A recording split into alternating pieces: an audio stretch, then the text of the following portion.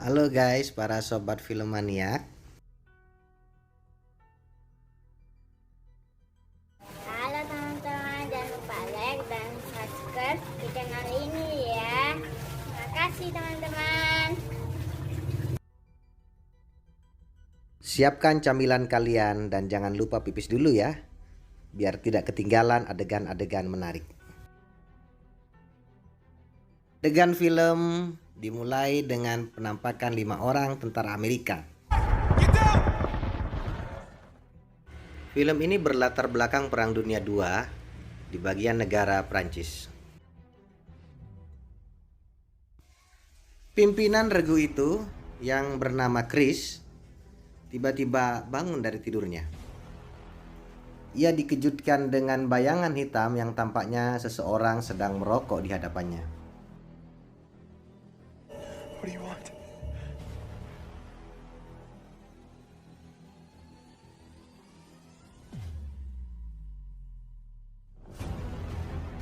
Ketika bangun, mereka segera siap-siap pergi dari tempat itu.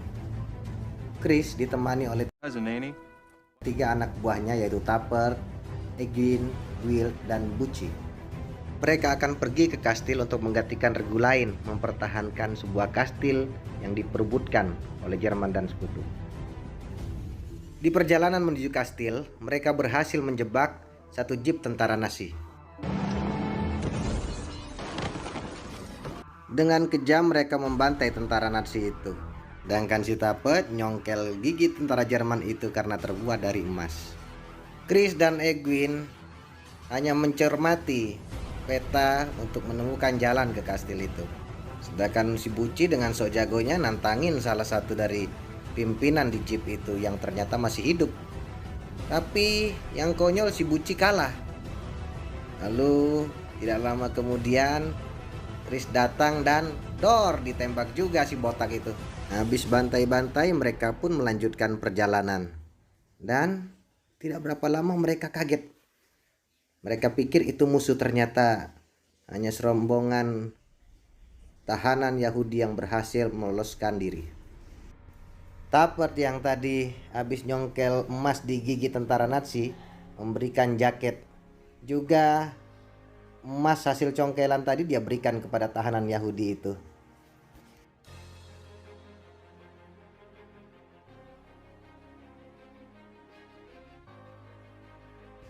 Akhirnya tibalah mereka di kastil itu, sebuah bangunan megah. Tampak itu bangunan milik orang tajir. Mereka pun menemui regu lain yang sebelumnya mempertahankan kastil itu. Namun apa yang aneh, ternyata regu lain itu merasa ingin cepat-cepat pergi. Tampaknya mereka terburu-buru akan sesuatu. Cukup membingungkan memang. Tapi regu yang lain itu berkata bahwa mereka buru-buru karena timnya Chris terlambat dan mereka harus segera mengejar ketertinggalan dengan pasukan induk.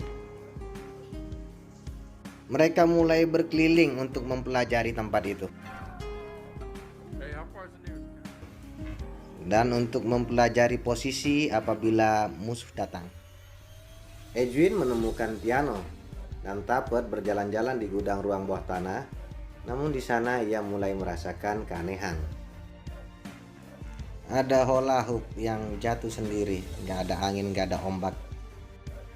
Sedangkan Chris melihat keanehan pada karpet yang terbakar dan ia lalu memeriksanya.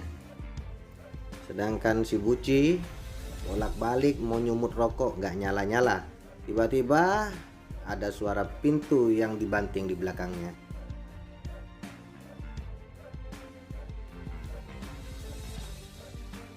Setelah itu mereka pun kumpul untuk bersantai. Namun tiba-tiba ada suara aneh di atas, seperti langkah kaki orang.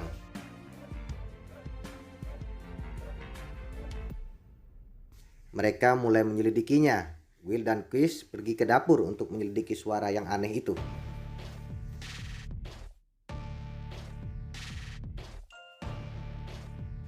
Chris dan Will lalu tiba-tiba melihat seperti ada bayangan orang yang digantung.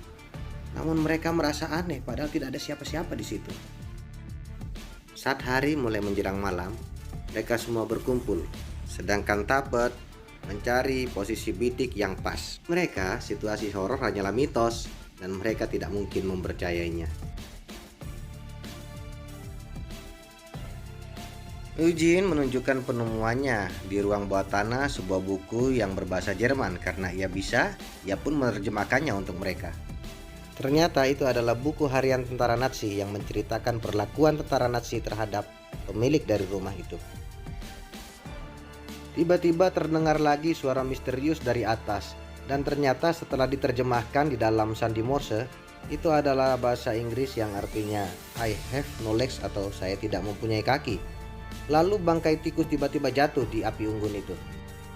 Mereka menganggap bahwa itu semua kebetulan, dan Chris menyuruh semua anggotanya untuk beristirahat.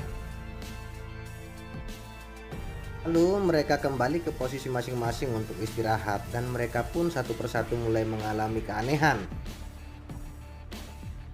Will merasakan ada mainan anak-anak yang berbunyi sendiri, sedangkan Eugene yang ke ruang bawah tanah merasakan keanehan di sebuah foto keluarga di mana objek foto itu hilang. Tappet yang giliran berjaga pada malam itu merasakan keanehan waktu ia mencari posisi bidik, di mana tiba-tiba ia melihat ada seseorang di halaman, dan tiba-tiba orang itu muncul di hadapan teleskopnya. Gile. Karena tidak percaya dengan hal gaib, ia tidak terlalu mempedulikan, namun kembali ia berkeliling tempat itu untuk memastikan ketidakberadaan musuh. Esok paginya mereka terdiam. Tidak ada yang membicarakan hal yang mereka alami tadi malam, takut dipikir penakut mungkin. Tappet menginformasikan kepada mereka akan ada tentara Jerman yang datang dengan kekuatan 50 orang. Ia menyarankan mereka pergi dari tempat itu, namun Chris menolaknya karena mereka mendapat tugas untuk mempertahankan kastil itu.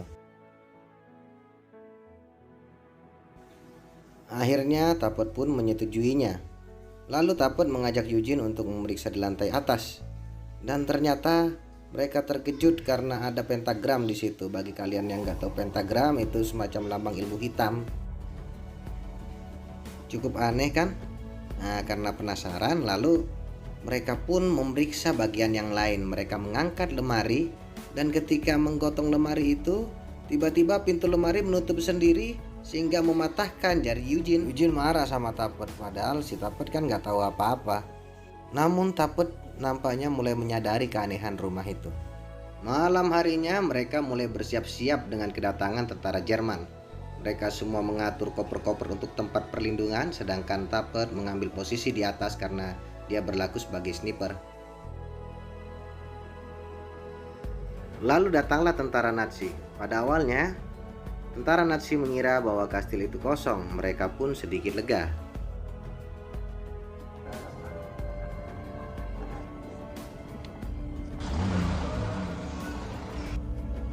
Tapi sial, suara aneh itu muncul lagi. Tentara Nazi pun yang curiga langsung kembali ke kastil itu.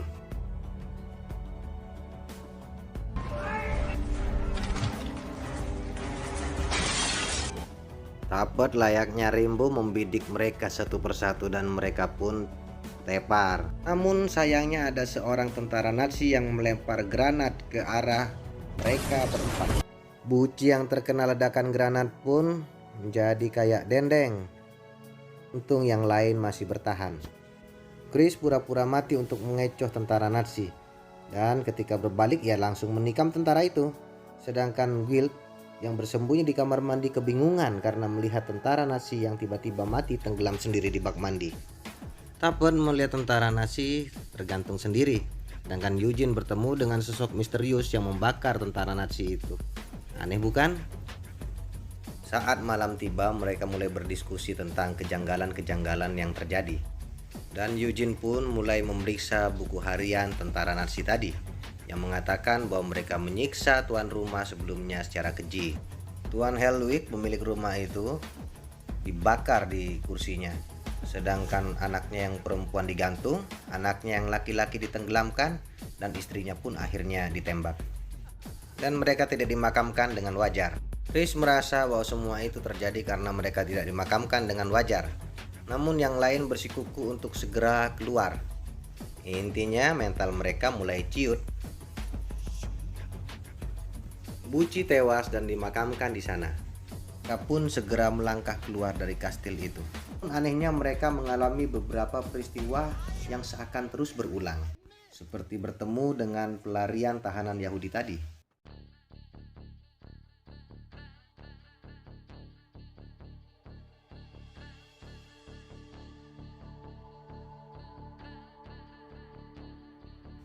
Melihat mayat tentara Nazi yang tadi mereka jebak dengan ranjau, dan pada akhirnya ujung-ujungnya jalannya sampai ke kastil itu. Mereka bertekad untuk memeriksa misteri apa yang terjadi di rumah itu. Chris menabur tepung untuk melihat jejak hantu. Dan Egwin menanyakan kepada Tapet dari mana ia mengetahui kata Vetrulek, atau kata yang berarti sihir jahat di Arab kuno. Lebih tepatnya Vetrulek adalah semacam kutukan terhadap orang-orang yang berbuat jahat. Lalu mereka pun bersiap-siap untuk menunggu kedatangan hantu itu, yang kayaknya kedatangan mereka lebih menakutkan dari pasukan Jerman. Dan tiba-tiba ada langkah kaki. Lalu Chris yang tidak mempunyai ilmu seperti Kiprana Lewu pun diseret oleh hantu itu ke salah satu bangunan di luar kastil. Sedangkan Tapet berusaha membidik hantu itu, namun tidak berhasil, yang namanya juga hantu. Mereka mengejar Chris yang dibawa kabur ke bangunan di luar, dan ternyata di sana mereka akhirnya menemukan jenazah keluarga Hawkins berada. Akhirnya dengan perasaan yang sedikit lega, mereka menguburkan keempat jenazah itu. Namun di saku jenazah itu ternyata ada lembar yang hilang dari buku harian tentara Nazi itu, yang menjelaskan bahwa keluarga Hawkins sebenarnya adalah orang Afghanistan, bukan orang Eropa. Jadi pemakaman Kristiani adalah pemakaman yang salah buat mereka. Ternyata mereka menyadari satu hal, bahwa memakamkan keluarga Hawkins berarti menambahkan tenaga daripada hantu itu. Para hantu itu melakukan tindak kekerasan terhadap mereka atau KDRT. Namun di sana gak ada undang-undang KDRT. Karena gak kuat sama siksaan hantu itu, lalu pikiran Chris mengambang kemana-mana dan akhirnya dia tersadar. Betapa terkejutnya dia mendapati dirinya berada di fasilitas modern di tahun 2020. Ia melihat rekan-rekannya yang lain terbaring juga dengan kondisi sekarat di ruangan itu. Dan betapa kagetnya ketika ia membuka selimut, ternyata kakinya sudah diamputasi. Sedangkan dokter botak yang bertugas ternyata mirip sekali dengan mayor di jeep Jerman yang dia tembak tadi. Akhirnya ingatan Chris mulai dipulihkan. Di situ dia mengingat kembali ia dan regunya ditugaskan untuk menolong salah seorang informan Arab dari ISIS. Keluarga informan itu menyambut mereka dengan baik. Ternyata keluarga itu memberikan informasi untuk menukar dengan obat-obatan Amerika yang bermanfaat bagi penduduk setempat. Lalu kemudian informasi intelijen mengatakan bahwa ada 3 mobil dari pasukan ISIS datang menghampiri mereka. Mereka pun bingung. Lalu keluarga informan tersebut menyembunyikan pasukan tadi di balik tembok rahasia.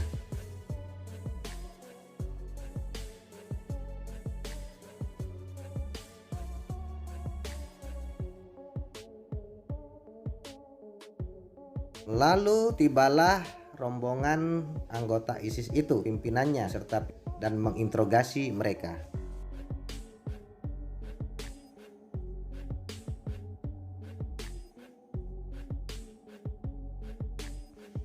Mereka ragu-ragu apakah mereka akan menolong keluarga itu atau membiarkan mereka satu persatu terbunuh. Karena menolong keluarga itu berarti sama saja dengan bunuh diri. Namun karena saking takutnya mereka membiarkan keluarga itu dibunuh satu persatu. Tentu saja hal ini membuat istri dari informan itu mendendam dan membawakan mereka paket bom.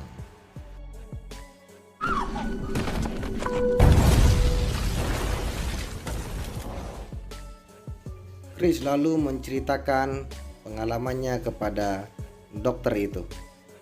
Dia juga menceritakan pengalaman horor yang dialaminya. Namun dokter dan suster itu kaget karena horor bukan bagian dari penelitian mereka. Dan mereka mengatakan bahwa tidak mungkin ada situasi horor dalam situasi koma buatan mereka. Tiba-tiba lampu mulai berkedip-kedip. Horor yang ada di mimpi pasukan-pasukan itu mulai menjadi nyata. Lalu Chris segera meminta kepada suster itu untuk memasukkannya kembali ke alam koma buatan mereka supaya ia dapat menghentikan hantu-hantu itu. Dan asisten dari ilmuwan itu mengatakan bahwa kalau ia memasukkan Chris lagi, ingatan Chris yang sebenarnya akan terhapus. Dan Chris pun kembali ke situasi seperti di awal film tadi, bertemu dengan bayangan hitam seolah-olah ada seorang yang merokok di depannya.